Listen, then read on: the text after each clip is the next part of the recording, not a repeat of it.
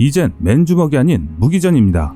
어제까지만 해도 돌과 칼질로 난무하던 싸움이 이제는 총과 포와 같은 화력전으로 변해가고 있습니다. 현재 중국과 인도는 제2의 중인전쟁으로 치닫고 있는 일촉즉발 상태입니다. 중국과 인도의 대치 상황에서 의외의 항공무기가 떠오르고 있습니다.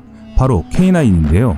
다시 한번 K9의 위력이 각광받는 계기가 되고 있습니다. 이에 따라 인도군은 한국이 개발한 K9을 믿고 있는 상황입니다. 왜 인도군은 세계 3위의 전투력을 갖고 있는 중국을 상대로 재래식 무기의 화력전에서 그토록 자신만만한 것일까요?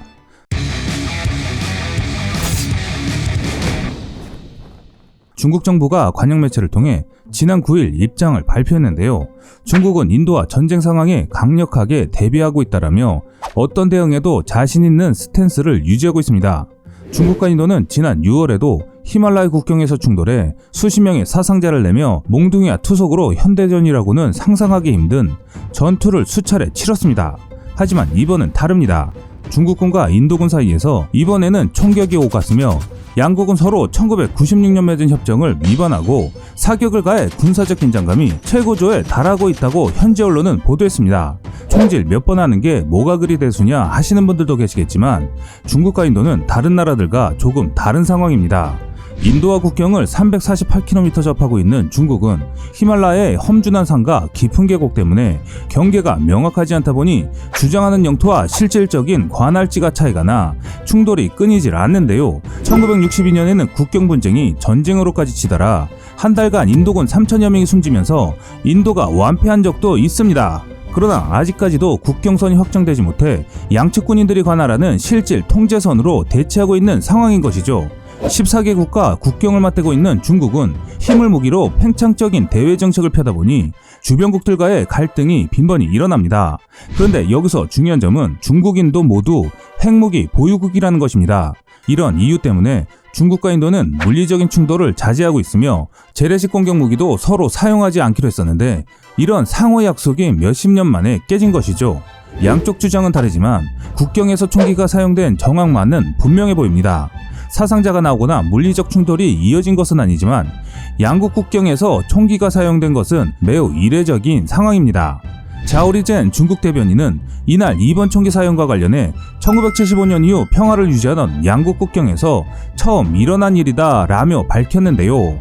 또한 다른 중국의 관영 매체 항구시보에 따르면 SNS를 통해 인도군이 인민해방군을 향해 총을 쏜다면 그 결과는 인도군을 섬멸할 뿐이라며 인도군이 갈등을 확대한다면 더 많은 인도군 사상자가 날 것이라고 강력하게 경고하기도 했습니다. 이에 대해 인도군은 노골적으로 합의를 위반하고 공격적인 작전을 수행한 건 중국군이라며 반박 입장을 내놨습니다. 사건의 전말은 이렇습니다.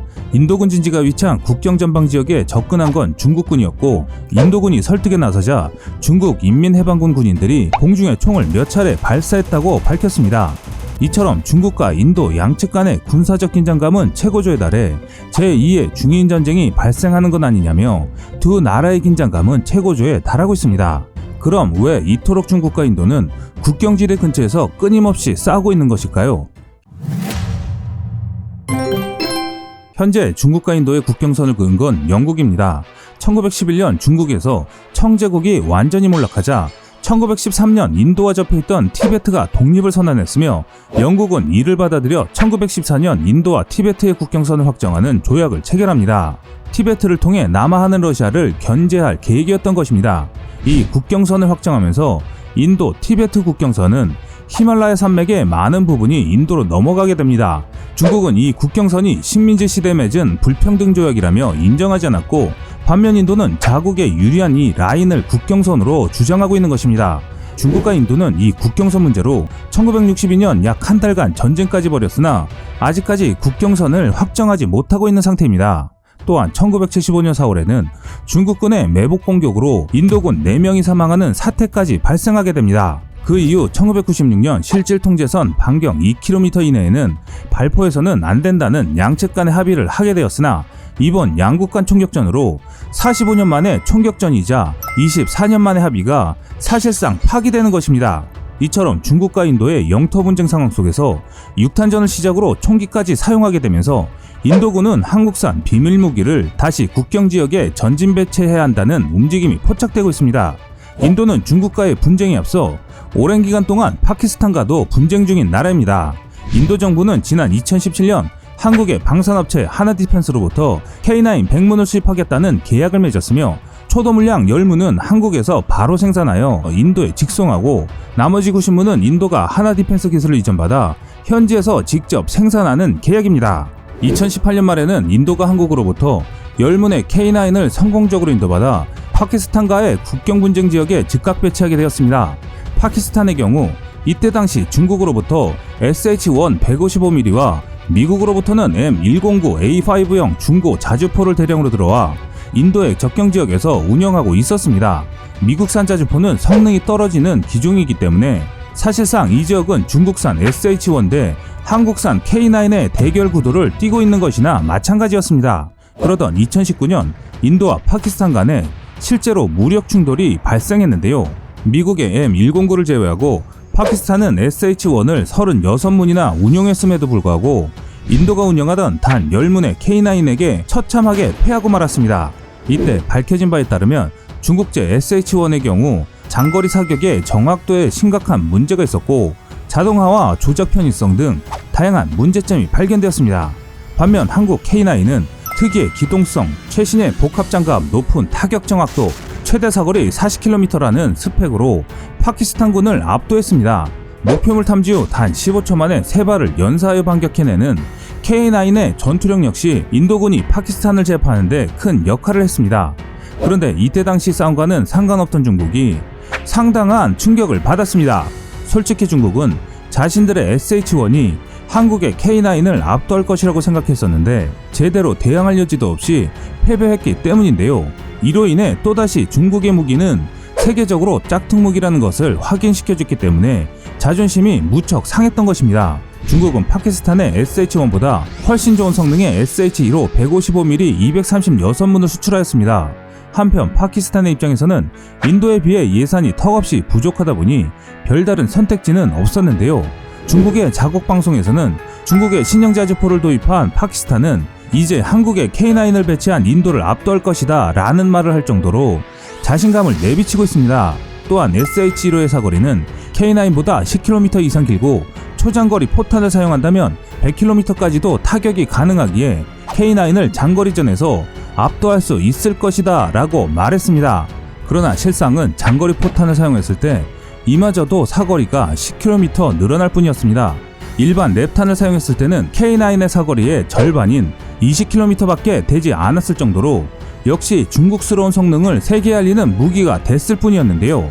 게다가 K9은 세계 최강으로 평가받는 독일의 펜자하우비츠 자주포와 비교해도 성능이 결코 뒤처지지 않는다는 평가를 세계적으로 받고 있을 정도로 가성비 측면에서 세계 최고의 자주포로 인정받고 있는 상황입니다. 독일의 펜자하우비츠의 대당 가격은 약 150억 원입니다. 그런데 이걸 만든 독일에서도 너무 비싸 원하는 수량만큼 보유하지 못하는 실정인 반면 대한민국의 K9은 대당 약 40억 원대 금액이고 여기에 탄약 운반 장갑차인 K10을 합쳐도 90억 원에 달합니다. 이는 독일산 자주포 가격에 비해 3분의 1 수준에 불과한 금액인데요. 현대전에서의 포병은 항공전력과 함께 적의 주요 시설과 기갑전력을 파괴하여 아군 포병 부대나 기갑 부대 등이 큰 피해 없이 작전을 수행할 수 있도록 도와주는 후방부대입니다. 이런 포병의 중요성을 누구보다 잘 알고 있던 스탈린은 이렇게 말했습니다. 포병은 전쟁의 신이라고 말했을 정도로 한 국가의 전력 중 포병의 화력은 그만큼 중요한 부분이라고 강조했습니다.